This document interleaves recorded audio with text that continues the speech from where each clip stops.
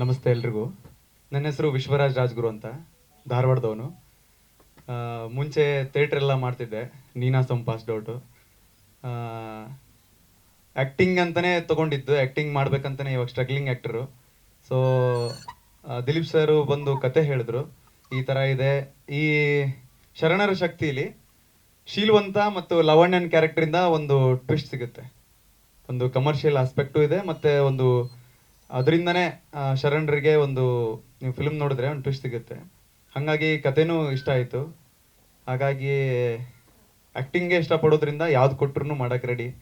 ಹಾಗಾಗಿ ಒಪ್ಕೊಂಡೆ. ಚಿತ್ರ ಚೆನ್ನಾಗಿ ಮೂಡ್ ಬಂದಿದೆ ಅಷ್ಟೇ. ಧನ್ಯವಾದಗಳು ವಿಶ್ವ ಅವರೇ. ಸಾಚಿ, ತಮ್ಮ ಪಾತ್ರ. ನನ್ನ ಕ್ಯಾರೆಕ್ಟರ್ ಲಾವಣ್ಯದಿತ್ತು. ಆ್ಯಕ್ಚುಲಿ ಇದು ನನ್ನ first movie. I can say best experience. ನಾ ಇದರ ಮುಂಚೆ ಏನೂ ಮೂವಿ ಮಾಡಿದ್ದಿಲ್ಲ. ಆದ್ರೆ ನಾ ಸಣ್ಣವಳಿದ್ದಾಗ ನಂಗೆ ಆ್ಯಕ್ಟಿಂಗಿನ ಭಾಳ ಇದು ಇಂಟ್ರೆಸ್ಟ್ ಇತ್ತು. ಅವಾಗ ಒಂದು ಅಪಾರ್ಚುನಿಟಿ ಸಿಕ್ತು. I can say best opportunity. That's all. Please watch the movie. ಧನ್ಯವಾದಗಳು ಲಾವಣ್ಯ. ಎಲ್ಲರಿಗೂ ನಮಸ್ಕಾರ. ನನ್ನ ಹೆಸರು ಸಂಗೀತ ಅಂತ.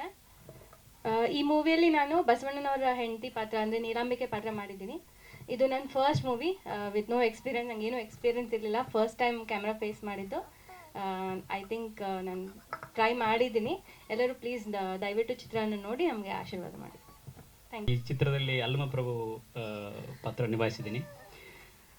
ಇದು ನನ್ನ ಮೊದಲನೇ ಚಿತ್ರ.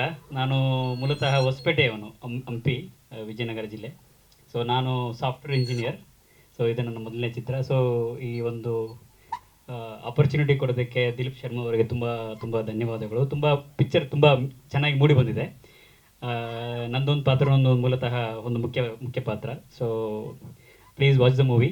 So and wish you all the best every one.